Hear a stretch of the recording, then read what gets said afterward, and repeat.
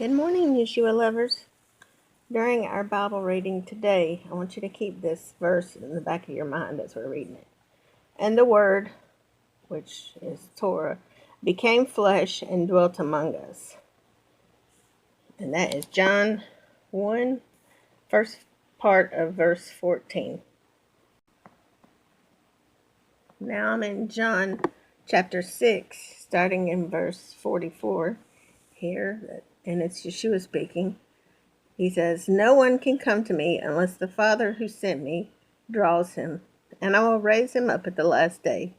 It is written in the prophets, and they shall all be taught by Elohim. Therefore, everyone who has heard and learned from the Father comes to me." Bear in mind what the Father's words are. "Not that anyone has seen the Father except he who is from Elohim. He has seen the Father.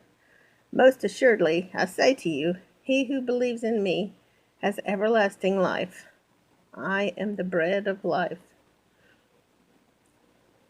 Your fathers ate the manna in the wilderness and are dead. This is the bread which comes down from heaven, that one may eat of it and not die.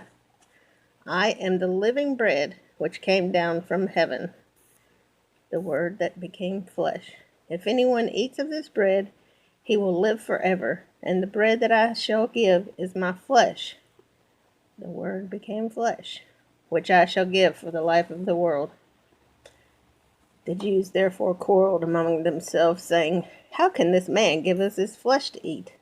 Then Yeshua said to them, "Most assuredly, I say to you, unless you eat the flesh of the Son of Man and drink his blood, you have no life in you." Bear in mind, the Word became flesh. "Whoever eats my flesh and drinks my blood has eternal life, and I will raise him up at the last day. For my flesh is food indeed, and my blood is drink indeed. He who eats my flesh and drinks my blood abides in me, and I in him.